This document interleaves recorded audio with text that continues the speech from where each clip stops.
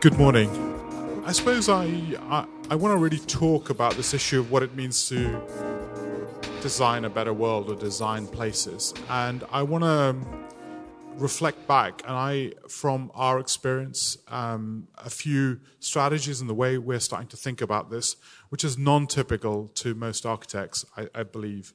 And in a way, I won't spend a lot of time really talking about ourselves, but really focus on what I think the challenges are and the opportunities are. A little bit about 00. We are a slightly unusual practice. We have lots of different types of people working with us. We have ethnographers, we have a professor of ethics, we have various people working with us in a kind of quite unusual format for design. And we take design to mean a slightly broader thing than I think historically we grew up into. And we started off in 2005. Just to give you a bit of flavor or background, I'd worked for 5 years in a very, very interesting practice in the UK, stepped out, ended up working at a think tank at Demos, which was a very interesting moment in terms of its transition. So fused architectural thinking with sort of think tank, policy think tank, and then stepped out to create Architecture 00. And one of the reasons I did it, and I think it's important to just give you a feel for what was one of the genesis points, was that we'd been involved in building a lot of buildings, a lot of healthcare buildings. And one of my frustrations was that we were building buildings that were largely the same function that had already been built in the 1960s, but changed them into new designs. So the healthcare, the rooms, we were literally just replacing rooms in a different format. Yet the evolution of how you provide those services, how you provide healthcare, that scale of kind of intervention wasn't really there.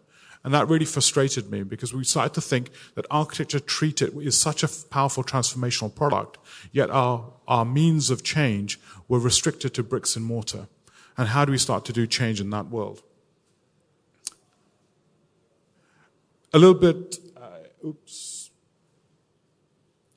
about us in a sense that we have several organizations that we spawned off since 2005, all the way from Architecture 00, which did the RIBA Building of the Year in 2015, to Do Laboratories, which has set up various impact hubs, Impact Hub Westminster, Impact Hub Birmingham, Brixton, Islington, all the way through to Open Desk and WikiHouse, which I'll talk about, which is open source housing and open source furniture. So we're a practice which actually started to realize that we had to do stuff, not just consult change, but actually build the change that we wanted to see. And in that theory, that's been a lot of our guiding principles. Now, in a way, when I spoke to Tim about this, we sort of said, look, we're going to talk about, there's a kind of fad about talking about smart cities. Everyone's talking about smart cities, and it's kind of the new logo that everyone's talking about. And, typically it's kind of actually, I think, a very low-grade conversation in many ways. But what I wanted to say was, we'll go back to smart. Let's really focus on what we think. How does urban innovation happen in the real world? And I want to provoke you with three kind of ways of looking at the challenge. Urban innovation in the real world, what's driving it and what are the challenges in it? One, I think we've increasingly realized that urban innovation or innovation exists in a complex world. It's non-linear and non-predictable. So what do I mean by that? And some of you were here, but I use this example, some of you heard me speak about this example before but I think it's an important example. This is a car crash and a shot of a car crash in India. India has the largest numbers of road deaths per linear mile than anywhere else in the world. Now, unfortunately, a friend of mine, his close friend, passed away on the road in India. He left his job in the US and decided to move. He arrived there to find out why his friend, who'd been lying in a ditch for 45 minutes, nobody had helped him. Why did anyone help him? He went there and sort of went, why did no one go there? He went there, was there a lack of empathy? Did nobody care? Well, no, that wasn't the problem. People were afraid of the police. People were afraid that the police would effectively take them in. So he then turned around and said, right, he lobbied government, had a judicial ruling done, and to actually stop police taking in bystanders, and got a lot of publicity out of it. Then he decided, well, even if you did that, there's no ambulances, largely. Who were the people taking people to hospital? Well, actually, it was the policemen and women themselves. So he set up a reward scheme, recognizing policemen and women saving lives. When he did that, he realized that when people got to hospital, actually they weren't being treated. Why were they not being treated? Whilst there's a legal requirement to treat, because doctors and hospitals are paid on the cash they actually get, 30% of the cash they actually get, people who had come in injured and unconscious were being left at the back of the queue. He then lobbied government again, and what ended up happening is now every new toll road that's built has automatic health insurance on the road. Off the back of the health insurance, what's ended up happening is ambulances have turned up, because now you've got a mechanism and their people are being treated in hospital. And off the back of that, he built the tech app, a little application where people can phone for ambulance services as required. Now, the reason why I tell that story is we live in an illusion when actually the nature of the problems that we are dealing with cannot be solved by single magical bullets. Whether it's a tech application or just the design of the road, these are complex system problems. So if we want to talk about dealing with the complex challenges we face, actually we have to recognize the interventions are no longer singular, but multiple. These are complex challenges. And we can take those challenges out at the level of poverty, inequality, or any of these big social challenges that we face. And I think one of the things to recognize is, in that world, what does innovation look like? How do we start to deal with it?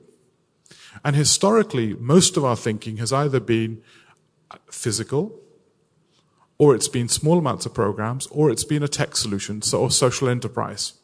But actually, when you talk about systems level complexity, how do we deal with change? And I frame this for a moment to start not by looking at the problem from the typical lens, which is, as architects, as many of us are, our typical lens is, how do I solve the problem with the tool that I have? You know, for everyone with a hammer, all they see is nails, right? So everything looks like a nail because we are builders of environments. For a moment, let's challenge ourselves to look at the problem for the way it is, as opposed to focusing on the problem being the nature of the medium we're working with. And I think one of the challenges we face is that architecture has become focused on the medium rather than the outcome. Right? So design is focused on the organization of building rather than design being focused on the organization against the challenges we face. And I think that's one of the things that we're going to see challenge over the next few periods. And that complexity raises itself in this way. This is a diagram, a causal loop diagram. Now, this is a causal loop diagram for the decline of fish stock in an American fishing town.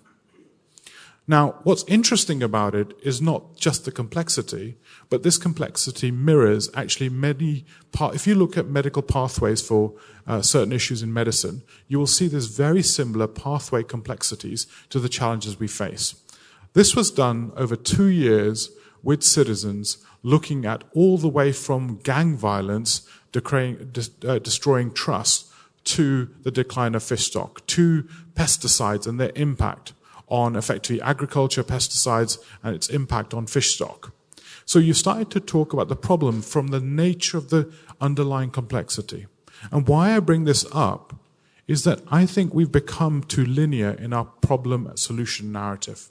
When you look at the problem from this lens, you start to see there's a system of challenges.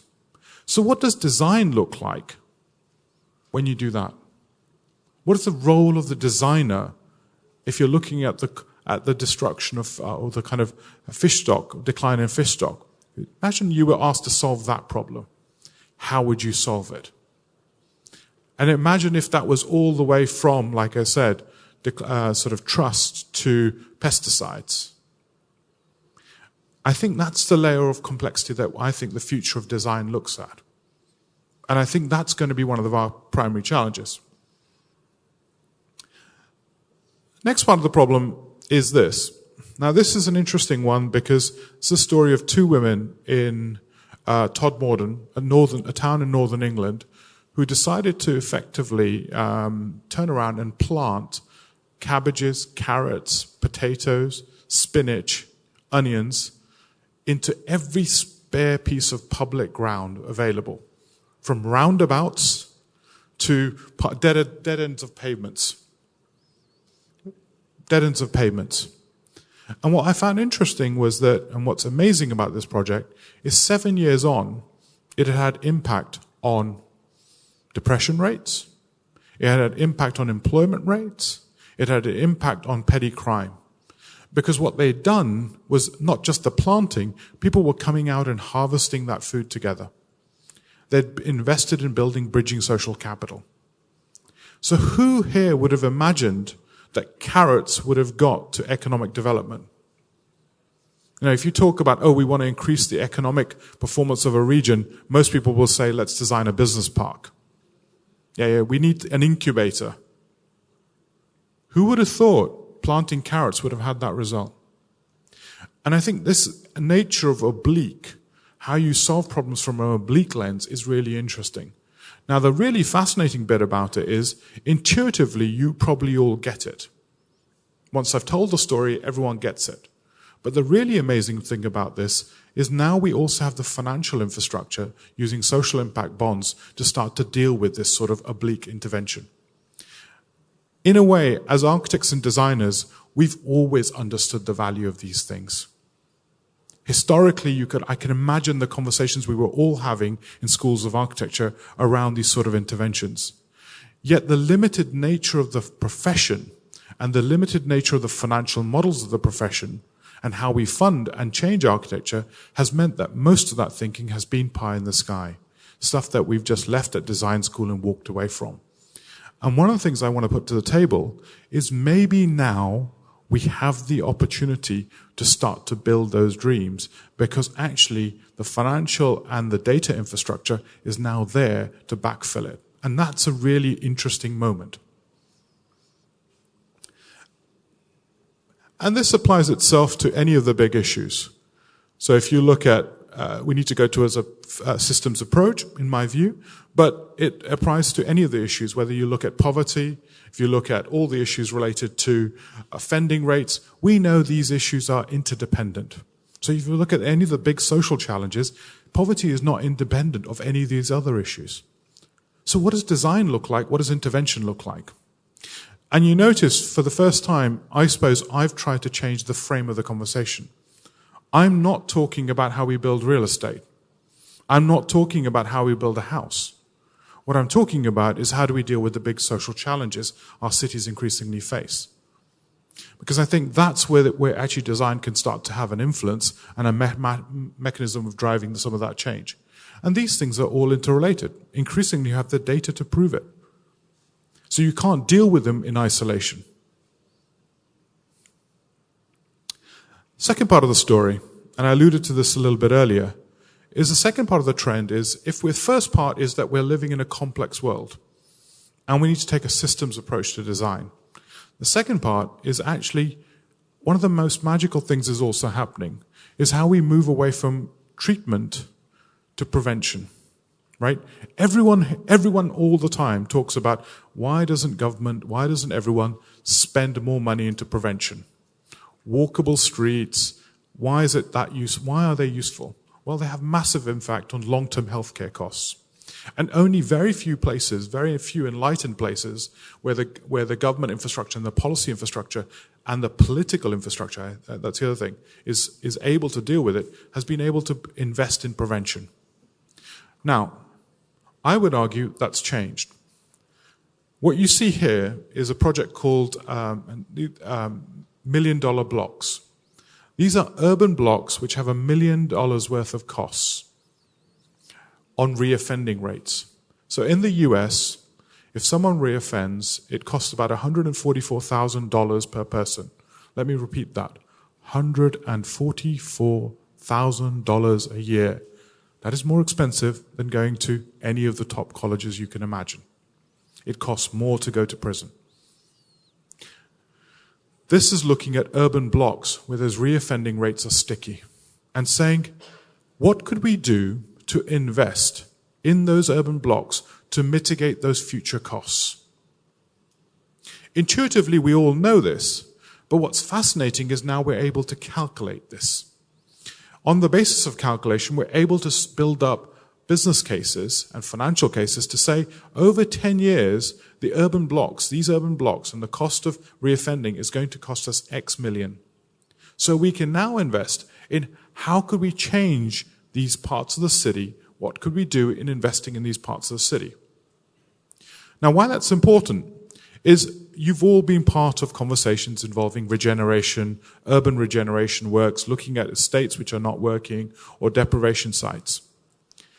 Historically, most of that work has been based on either government subsidy or the increase of land value. Here, you can start to talk about the social costs and bring them onto the table in a way to be able to invest in them.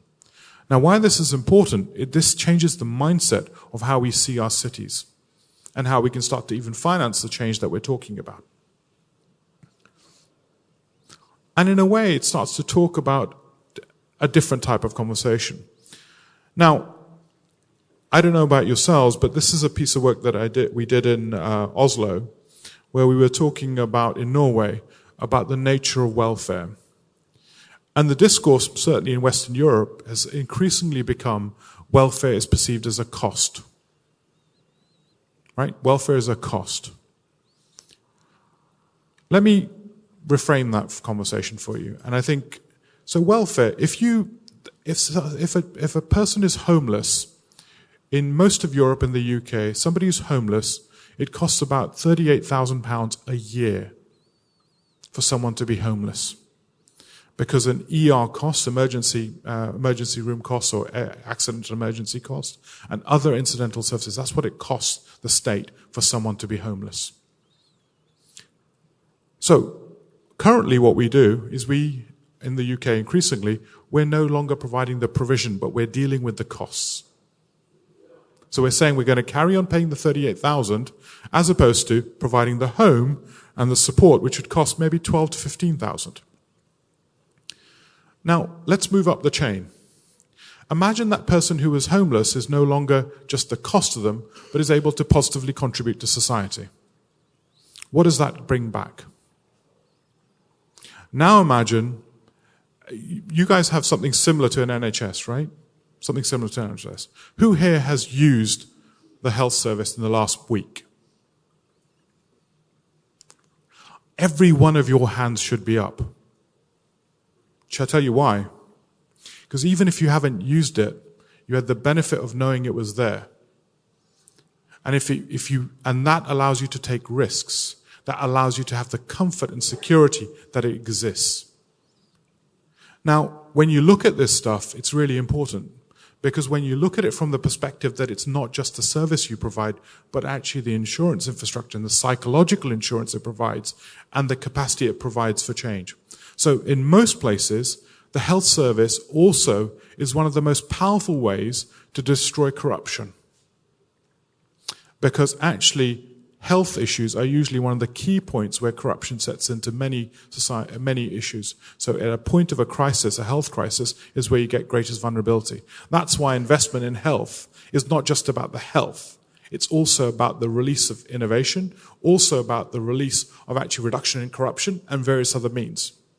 And why am I saying this? Because I think welfare is not a cost. Welfare is an investment. Welfare is an investment to release the capacity of society. And why is that important? Is because fundamentally, this is about looking at how we start to invest into common infrastructure and common goods to release the capacity of individuals. And this allows us to create a different justification of public realm, public space, and common goods. I'm linking it all the way back. So these are second trend. We now increasingly have the financial and data architecture to be able to talk about how we invest into prevention. Invest into prevention. That's a very powerful thing in terms of how we deal with building our cities, because they're no longer means of treatment, but fundamentally prevention. Who here knows about social impact bonds? A few people. Now, social impact bonds are that technical architecture. They take future costs, social costs, and they allow capital investment to mitigate those future costs. So I'll give you a good example. I was in a U.S. prison. I was talking to a U.S. prison governor, and he turned around and said, "I can tell you with 70% certainty, at the reading age of a child, if a reading age of a child at the age of 7 is 4 or less, I can tell you with 70% certainty they will come to my prison." 70% certainty, reading age at the age of 7. And that we've known. We know that investing into early years education, early years treatment, prenatal nutrition, these are fundamental to long-term life outcomes. So how do we start to deal with that? Increasingly, we have the mechanisms to start to think about this stuff and actually start to talk about preventative investment in ways that we've not done. The second part of this conversation is about the micro-many. One of the things that we're also seeing is a change in a way of how we make things. So I'm going to recap. We talked about systems, prevention, and then the third one I want to talk about is making.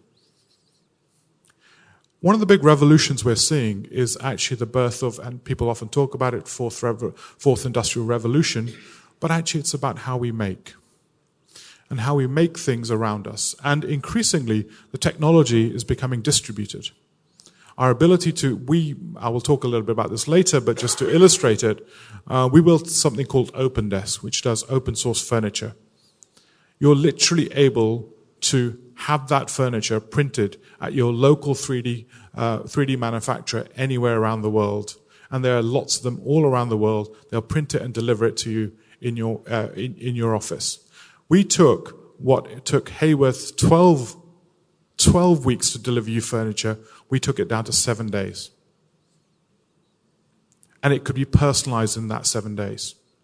So increasingly, a distributed global manufacturing infrastructure is changing the logic of how we make things. And it's not only changing it, it means that it can be varied and iterated in ways that we've historically not been able to do. 3D printing is part of that story of actually a decentralized network of being able to make. That's 3D routing. That's part of a WikiHouse project that we've been doing. And it goes all the way through to unleashing a different type of economy. An economy which is not about the big, but actually about unlocking the small.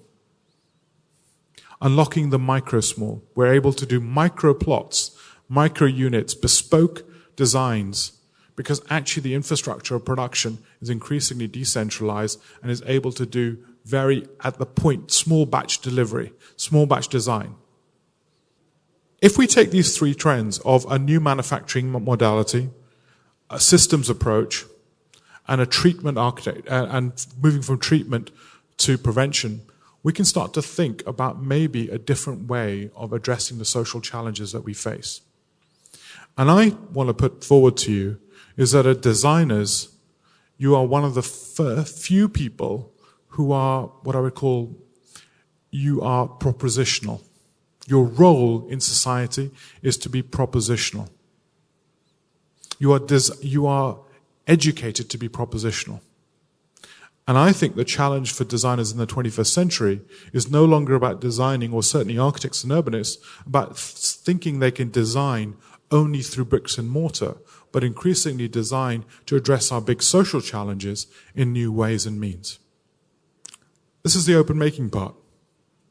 This is WikiHouse that we did, and we've been doing, and it's open source housing. You can 3D print anywhere in the world.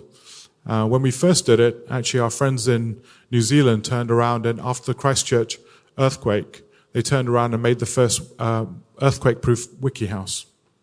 Had it approved and have been designing it.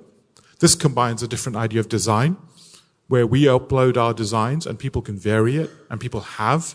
They improve it, as they did in Christchurch, and they upload it back. So here, the whole ideology of design, we all use precedents. We all talk about precedents. Here, we're not just doing precedents. We're fundamentally creating a shared knowledge base. and we're uploading it, other people are varying it and putting it down. To digital fabrication, it can be fabricated anywhere, and it can be downloaded and put forward. And you'll start to see how actually some of this kind of infrastructure can be put together. This is actually a model of a real house. By the way, just out of curiosity for you design geeks out there, we ended up looking at 14th to 15th century Japanese joinery for digital 3D craft, because the joinery details of Japanese joinery details are actually amazing for digital work. And when we fused the two together, we took a lot of learning out of those fusing. And we eventually got to a wiki house which has got no nails or bolts in it, because we use their technology, their way of thinking, which is a really lovely idea of digital craft and how these two things are coming together. And seeing it being built together. That's the cut patterns on plywood, as it can be cut and downloaded. All the way through to high-performance open-source Windows, to smart controls. All of these things are increasingly plausible. They're actually producing some really, I think, reasonably lovely housing at relatively low cost, certainly in a UK cost standard. In a way, there's a kind of a historic reference that we're pushing in, which is open source barn raising. So when these houses are built, because the means of building is actually so simple, actually it's an amateur economy. People get their friends together, and they organize effectively a moment where they lift up the whole primary infrastructure. So what does 21st century barn raising look like in terms of this sort of technology? And you'll see it. These are fundamentally social technologies. Social in their behavior, social in their design, but social in terms of actually how they create space and other environments. The same story went through when we did OpenDesk. So you can have a look at opendesk.cc. And what happened was we were asked to design some furniture and internal fit out for a digital services company, and they had an office in London and New York.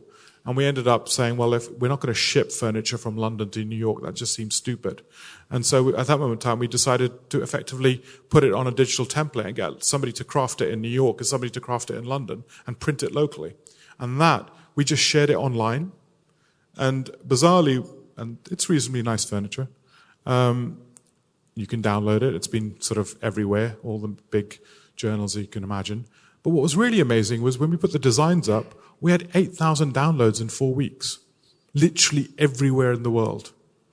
Ghana, Sri Lanka, and they were printing this furniture out, taking pictures and sharing it with us. What's the role of the designer in that future? Where we provoked the design, and actually people were improving it, improving details, improving lots of different aspects and sharing it back. What is the role of the designer there? Were we creating the platform? Were we seeding the conversation? Were we hosting the community? And I would say it's all those things.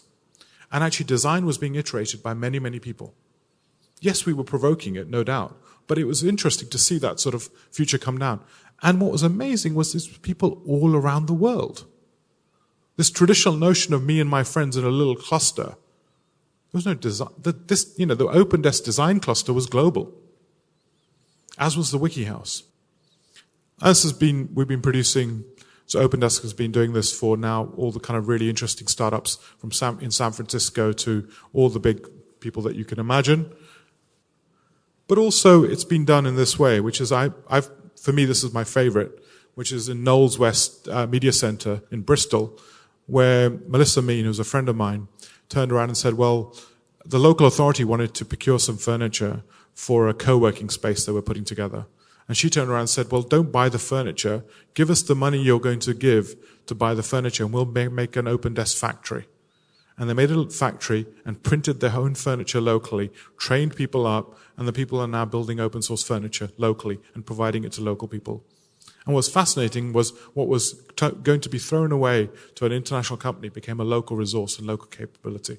And that was the story of people. Those are the people that were building this furniture. So, again, let's just think about it. What does that mean for design? Second part of the conversation is I increasingly see that our work on design is focusing increasingly on institutions and seeing design as not the object, but the organism. And again, I'll just go back. This piece of work started in 2010. We wrote a book called Compendium for the Civic Economy. It's freely downloadable. It's not a plug. It's all open source and Creative Commons. You can literally download it.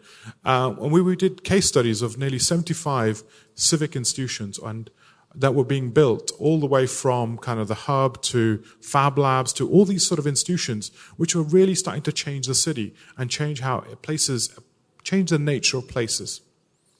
And we very quickly, and it was forwarded by the Prime Minister in the UK, and it was very interesting to see that it was these institutions that were more powerful and the organism was more powerful than actually the nature of the object. Fundamentally, and the two things were intertwined. You could not divide what is the design of the thing and the design of the organism. Because actually, if you look at co-production and co-design, these were becoming intermingled. This is a piece of work that we're doing with YMCA, the original YMCA in the UK. And what we decided to do was, it goes all the way from actually how we evolve the institution. It goes from actually providing provocations in the space. We're not doing consultation. We're doing Banksy-esque provocations in the space, to hosting a big conversation, a large conference around the future of well-being in the 21st century, all the way through then running an accelerator where we're helping heads of staff and members and non-members design new interventions which advance well-being, as well as then changing the physical design of the space to accommodate that need. So here, what we're doing is a different type of linkage. It's a social process to design physical change, as opposed to the physical process being the lead. And I find that interesting. What I find even more interesting is that clients are buying this. A CEO of the YMCA, the first YMCA, bought into this. I typically have more resistance from architects thinking, God, you're talking myth. Actually, the reality is our clients want people to be able to do this. They recognize design as fundamentally a social process, not an object process. And the object process is there to facilitate. What does that mean? What does that mean to us as designers and the nature of what we build? In a way, most recently, we built Impact Hub Birmingham. And by build, we contributed capital. We're part of the team. We put the whole thing together. And as we did it, over the last year, we've been doing massive amounts of activity, hackathons, open project nights, lots of activity. But when we were building it, typically the architects would show you this. Furniture, nice space, whatever. I think it's irrelevant.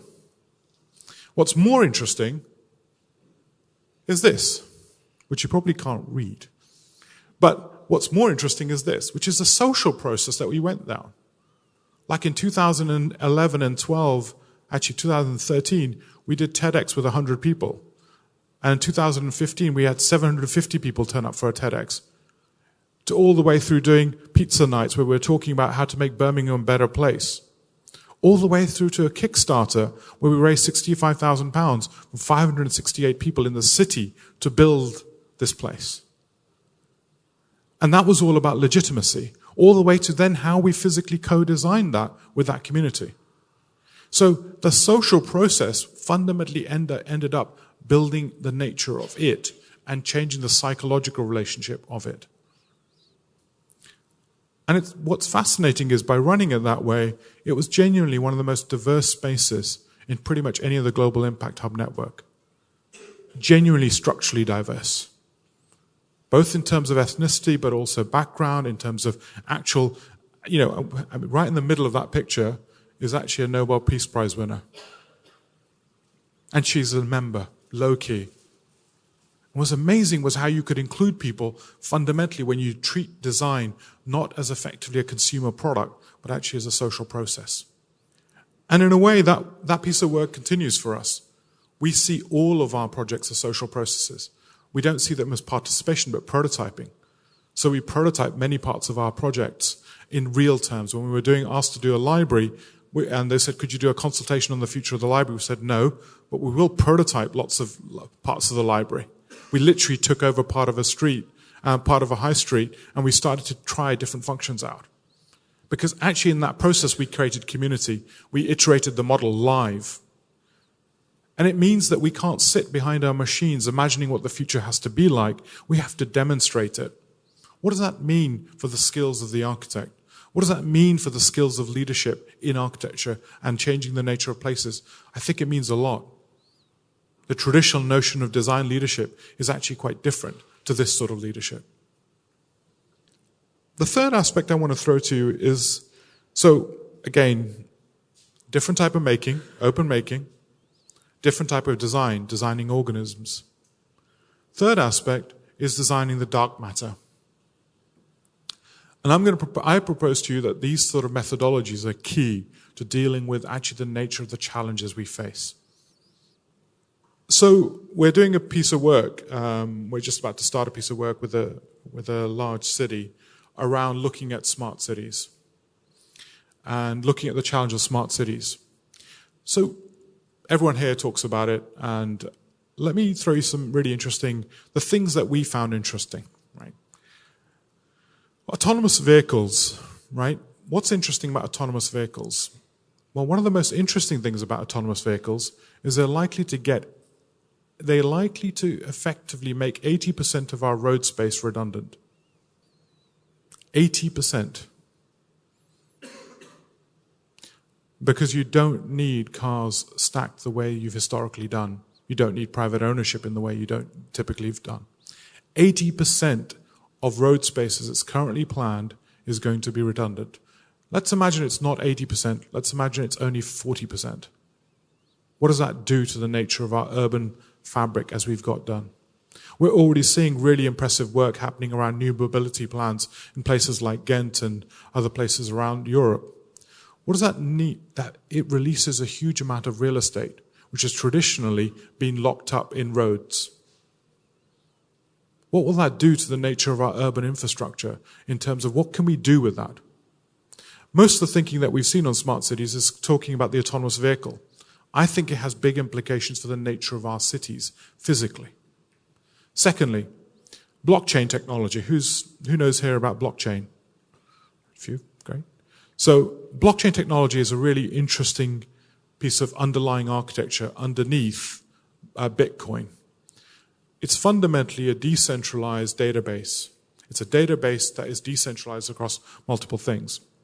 Now, one of the things it's looking at, and I'm just going to recommend that you look at it, is have a look at something called Locket, which is a lock which sits on blockchain. Now, what that's starting to do is potentially change the nature of the urban fabric, because suddenly we don't have to create nested ideas of spaces. We can create meshwork idea of spaces, because decentralized security and decentralized controls will allow us to create a different fabric, urban fabric infrastructure. Secondly, data science. There's a project called Hunch Lab, which I would recommend some of you look up. We did a piece of work in Westminster, Impact Hub Westminster, where we worked with the city to look at petty crime. And using data science, we were able to predict with 90% certainty time and location of petty crime in the city. Time and location. 90% certainty. In Chicago, in Hunch Lab, they're now deploying police resources on the ability to predict what type of crime will happen where. So predictive technologies like data science are releasing huge capacities to allocate public resource in new ways. And some crazy projects going on, like that you can tell the health of a city by monitoring the fat levels in sewers. And you can target different zones. So there's really amazing stuff happening. Then underneath it all, actually this data infrastructure is also creating the capacity for us to do all the outcome-based financing models that we've been talking about. So when we talk about smart city, don't get seduced by the 2-bit sensor story. That is not the story. That's just the eyes of the system. The real challenge is all at that governance and new models of services, new models of actually business models, new models of intervention, which will fundamentally start to be stacked above it. So when we start to talk about smart, I think what we have to start to talk about is quite a different means of organizing. And that's where the real opportunities are. And this goes, all the way through to where a friend of ours is doing a piece of work with a very large developer who's doing a hospital. But for the first time in this hospital, the client is saying, this is the level of demand we want you to look at. Right? Not saying number of beds we want. This is the level of demand. The developer is then saying, if you've got this level of demand, we're going to spend 20% of our capital budget on prevention and 80% to treatment. This is happening now. And that, I think, is amazing in terms of being able to change. And now they're putting defibrillators into the street because they recognize that as a really powerful saving on their treatment costs. And I find that now, how do we propose and design for that world? That is, I think, one of our real challenges. I think this also throws up a very interesting question for how we do urban renewal. If you do urban renewal, most of our urban renewal projects are based on land price. How much can we stack? How much more space can we stack? Because actually we can sell some more. And then we can pay perhaps an equivalent of a social tax or a Section 106 as we have in the UK to the local authority to do some investment into schools. We're doing a piece of work with, we just started a piece of work with DCLG in the UK, Department of Communities and Local Government, about actually talking about the social costs that the state holds on a piece of estate. So actually the role of the developer is not just to build real estate, but to invest in actually mitigating the social liabilities on social costs. All that thing I told you about $1 million blocks, they become important. What would a master plan look like if I was trying to reduce reoffending? What would a master plan look like if I was trying to increase economic inclusivity? How would you communicate that master plan? Would you show blocks of buildings? Would it be high-rises? Would it not? I think what we'll find is actually what we produce in our cities will change once the economic model underneath it starts to evolve. Because the real estate model is effectively one model of value. But when you start to put the social costs on the table, it might be better to produce medium to low-rise open source housing than it will be to produce high-rise commercial sort of products. What does that mean to the nature of the city? It might be better to not to sell your real estate to the most expensive retail company, but to have a real estate fund to support local shops. Because your outcomes in social terms will be much higher than just the real estate return. So how do we start to mix this reality up? What does that mean for us as designers in designing that space? Again, I don't want to in any way say that we have the answer. What I'm trying to say is these are the pathways that we're starting to see. And these are the pathways that I think are going to be real challenges to us as designers in terms of where our competencies lie and how we start to change and evolve. All the way through to, this is a piece of work we're doing around future investment structures. It's called an impact derivative, and I could talk about it later, but it's really taking the impact model, social impact bond model, but talking about how we use it for urban regeneration. Now, it might strike you as pretty odd for a design practice or an architectural practice to be talking about how you do making, how you solve problems at a systems level, and then thirdly, what's the dark matter of this infrastructure? But I think those are the challenges we face. And I think the nature of design will be fundamentally different when we start to see design through that lens. Here's some learnings. So, I think increasingly we have to stop thinking about magic bullets. Any single magic bullet. This piece of physical design, that startup, that platform, that app. We have to talk about actually systems. 15 or 20 different interventions which work together. What does that mean? How do you organize that? How do you get 15 to... Look, if I want to improve the educational outcome of children in a neighborhood, there's probably, well, I know, not even probably, there's over 100 different factors that drive that child's outcome. prenatal nutrition, postnatal nutrition, parent contact time, breakfast clubs, after-school clubs. I don't even have to touch the school, the library, the children's library. These have massive outcomes. These are massive levers on the child's outcome, without even talking about public realm yet. How do we design change when we know change is a movement of multiple actors? What does that mean? It's no longer a strategy that any single organization could write. And I think this is one of the fundamental challenges we look at, is how do you start to design change in that sort of, in a complex world? Second is actually the kind of idea of top-down change. Increasingly what we're seeing, and it was fascinating, we're working with increasingly larger and larger organizations, but like the YMCA CEO, Rosie, turned around and said, I know what the problem is, but I don't know what the solution is. And I don't want to pretend I know what the solution is either. What I want to do is say the problem, and the YMCA is basically looking at the future of well-being. Now, why that's an interesting question is well-being. So here's a really sort of, I'll go off on a slight tangent. I've got a few minutes. Your physical body, right? We've been conceptualized to thinking about our physical body as ours. The reality is, your physical body is a movement of organisms. There is lots of things inside you which are nothing to do with human DNA, but they're vital to your well-being. You are a host for a multitude of organisms. Who knew that? Imagine that. You're basically a zoo of organisms, and they all have to work well together for you to feel good.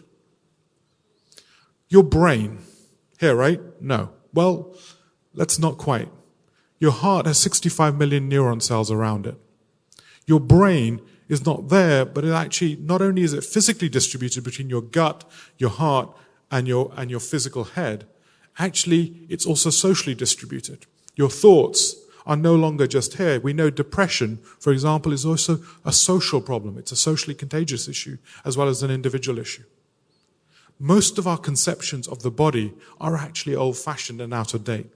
We know, in epigenetics terms, actually, in physical terms, the effects of famine are felt 2 generations down.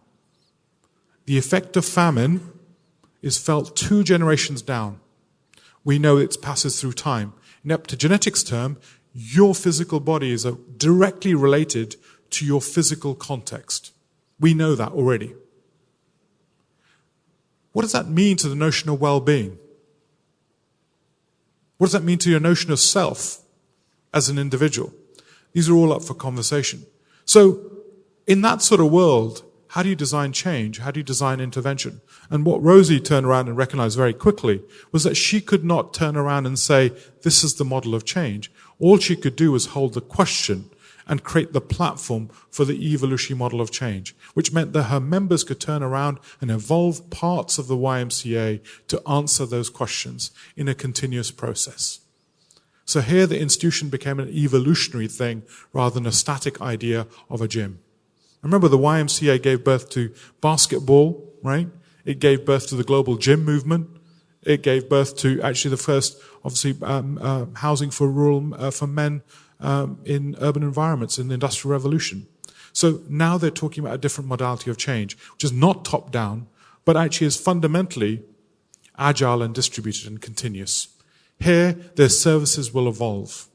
So what does an architecture look like when the services are evolutionary?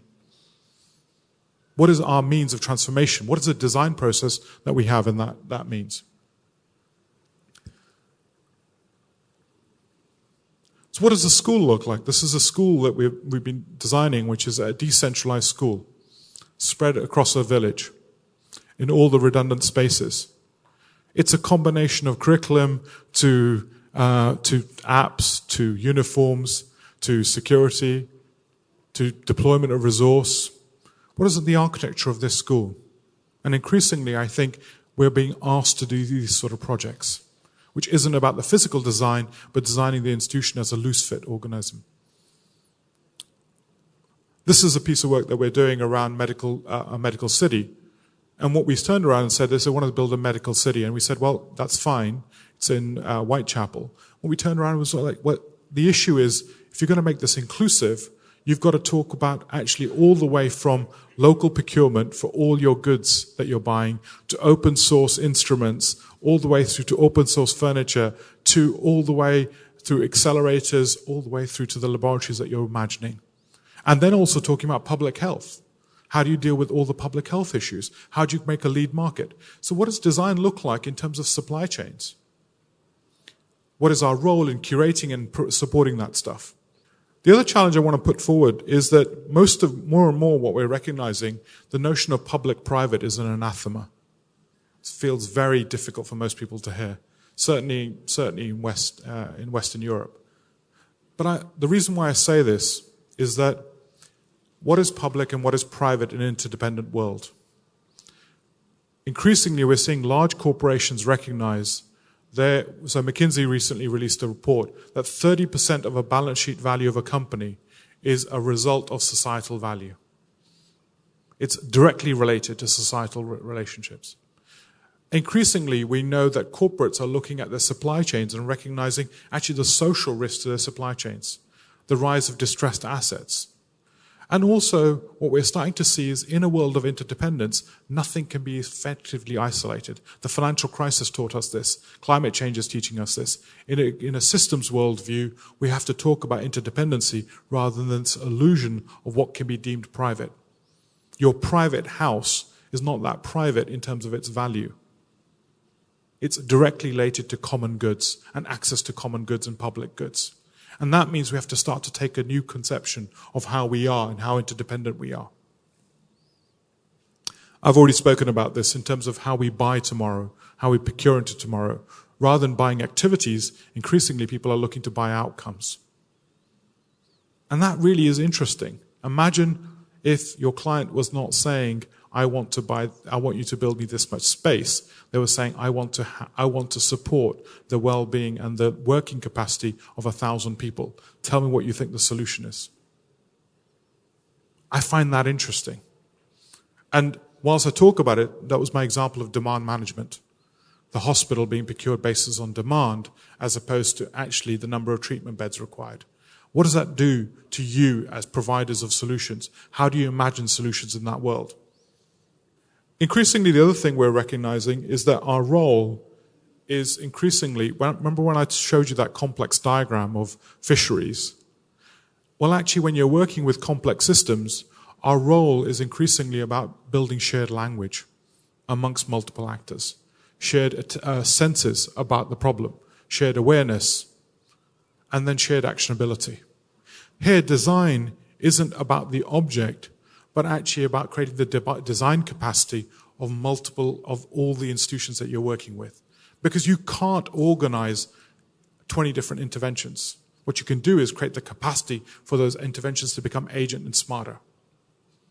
So when we talk about it, have a look at all the work that's going on around art of hosting and various other things, and systems thinking, you start to see there's a whole body of work emerging which is starting to reframe design from the object, but actually the design capacity of a thinking. All the design thinking stuff that you've seen, that's part of that same vein of thought. Second, is the politics of design. We don't talk about it because we think we're kind of clean, but every piece of design is a piece of political theatre. And we recognize that there is a politics of design. And actually having a political strategy for a project is not a bad thing. So the question is, how do we do that? Why don't we as designers increasingly recognize this political architecture to our design and be transparent about it, right, rather than trying to imagine? We all know if we do a consultation exercise, we invite certain key people in. That's politics. What does that look like in this world? And increasingly, what we're recognizing is the rise of the new civic. So we know that if you want to talk about participation, the most powerful participation events are many-to-many. Where I'll give you a practical example. Analog participation, i.e. me participating on a project, is nowhere near as good as many people together cooking and together eating. That many-to-many participation is where you get the massive value of social capital, bridging social capital, rather than me individually going there by myself. That many-to-many social experience is increasingly one of the most powerful ways to build bridging social capital. So most of our projects start to think from that lens. Authoring. How do you author in a world of this reality where they've got multiple authors? There is no single author. There's no single hero architect who can draw the sketch. And there it is, the solution, and I can walk.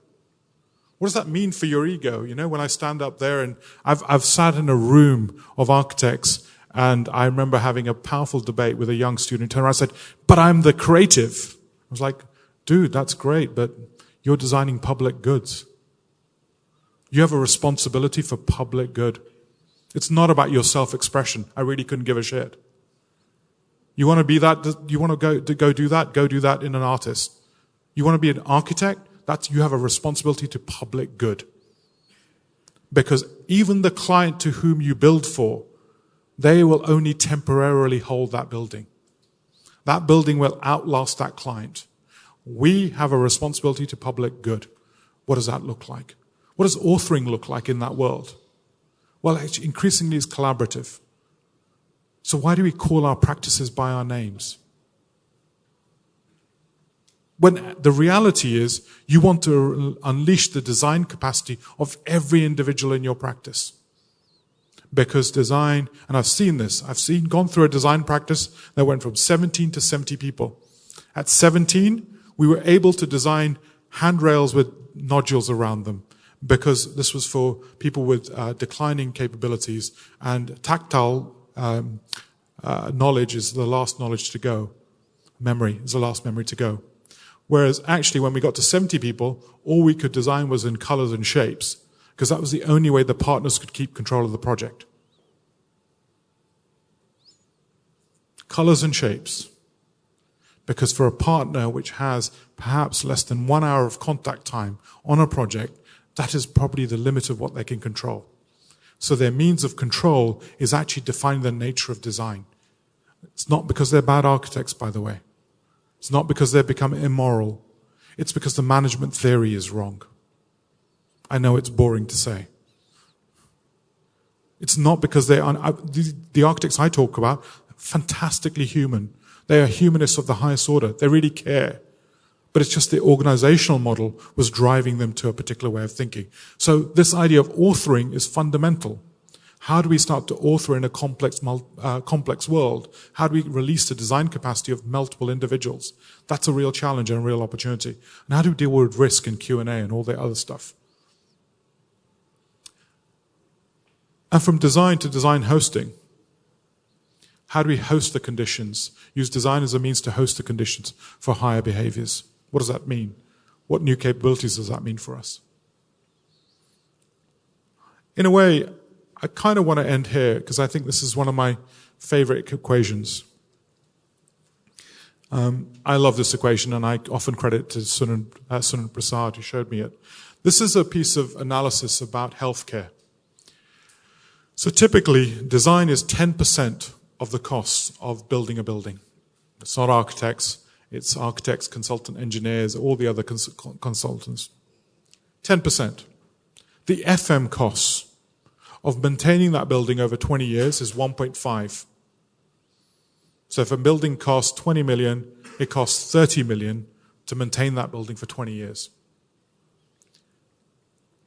It costs 8 times the capital cost is actually the cost for employing people in that building. 8 times.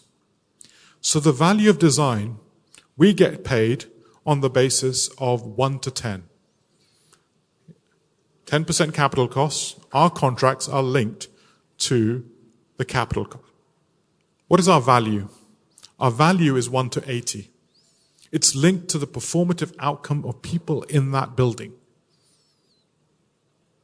Now you may turn around and go, yes, but we always do this. And I will tell you, no, we don't. Because I practically live this. PFI, or public-private PPP, we did a PPP project. Most architects hate PPP projects. I love them. I love them for one reason, which is we were doing a healthcare center. And in a healthcare center, basically, I was able to get rid of the air conditioning because the FM costs of maintaining that air conditioning over 20 years was more expensive than effectively borrowing the money to do attenuated windows, acoustically attenuated windows, because it's in a very noisy area. I was able to take away future costs, liabilities, and use them into capital. And because it was a PPP project done over 20 years, I was able to make that calculation. Most of our buildings are capital cost bridge projects. The developer is interested in the capital cost because they're going to trade the building away. PPP takes us to 20 years. Now imagine if my contract as an architect was not even around the FM costs, but the performative costs of actually how the employees are unleashed in that building. What if my value was associated to actually how employees become smarter, able to innovate more, are able to take less days off, sick leave, various other things. What happens when actually our value is linked to that? How would we design? Now, that sounds like a myth, and I know lots of architects, when I say that, kind of go, I don't know how you do that. We're right now in the middle of a project actually discussing the architectural contract of that. And we've got partners, significant partners, who are looking at how you do that. And why that's interesting is at that moment in time, design, architecture, our role is no longer just about the design, but the design and curation of that space. That extends our services and our responsibilities in a way that really is interesting for us. And the reason why I say is that's an architecture based on outcomes. And increasing the data and the infrastructure and the financial infrastructures exists for us to do this. What does that do to us as designers? So, in a way, I think the conversation around smart cities, as I've tried to kind of lay out, is actually a conversation which is much richer than where we are. It's not just about new tech. It's actually about fundamentally a different way of how we build our cities and imagine and operate our cities. I think it challenges all the way from actually kind of design. It's much more than tech, but it challenges all the nation, how we organize it. I think it could change the nature and the fabric of how we organize our cities, all the way through to how we design, all the way through to actually what the business models is for us, but also maybe actually our cities and the infrastructure of our cities. I think that's the challenge we face with smart. I think we're in the midst of an actually major revolution for design, but not just for ourselves, but actually a fundamental revolution which takes us away from design being about the mediums that we operate in to the outcomes to which we need to deliver. And I think that's a big revolution, and it has massive opportunities and capabilities. Now, as architects, and I think I speak, so most of this room I suspect is architects, is that I want to put forward to you the only choice that we have is whether we embrace this future or not. If we choose not to, this future will still arrive. It'll just be delivered by KPMG. And design will increasingly be seen as the kind of what I'd call, we had this discourse that somewhere else, as the kind of provocationary confetti that's thrown around. The provocationary confetti of 800 design proposals. But the institutional infrastructure will still be delivered. I think historically we went wrong. 20 years ago in the UK, we thought design was about how we built buildings. And we got more and more involved in the construction of buildings. And even then, we weren't able to get involved, really. Every detail that we draw is redrawn by the subcontractor and the subcontractor's subcontractors. We don't actually physically design the buildings. At the same time, we've lost the art of dealing with the strategic issues that design faces. Those issues are coming. The design of places will become this. You are seeing the likes of IBM, KPMG, buy out service design companies for a reason. The question is, as a profession, are we able to move away from our fetish of buildings to the architecture of place? And that requires serious institutional reform. And that's why I think you sit at a wonderful opportunity, where you sit in a room where your regulator is sitting here and going, how do we have a new conversation? You have educationalists, you have chief architects, and you're in the midst of an economic boom. When you combine those things together, you have an opportunity which is usually once in a generational. And also you have political support, as Laura Lee will talk about. You have political support. That is a once in a generational opportunity to evolve what you do. It won't last forever. CABE didn't. CABE died. Because political support without the data and the knowledge dies eventually. The minister will move on and somebody else will take his place. I think the challenge you face, and I also think you're unique in pretty much anywhere I talk to in the world, in having those constellation of opportunities. So I'm looking for you to say, how do we not talk about what we do and what many other practices do as black swans? I'm not interested in our cutesy little projects. I'm interested in 99% of that city out there that has nothing to do with us.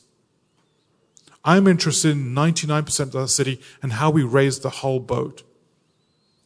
It's not about glorifying one or two architects. Couldn't give a damn. Our responsibility needs to be about our cities as a whole. And I think you have a unique opportunity to drive that future. But make no mistake, in my view, that future is coming. That future is coming because of so many different reasons. Now the question is, will we as a profession rise up to that challenge? With that, I thank you.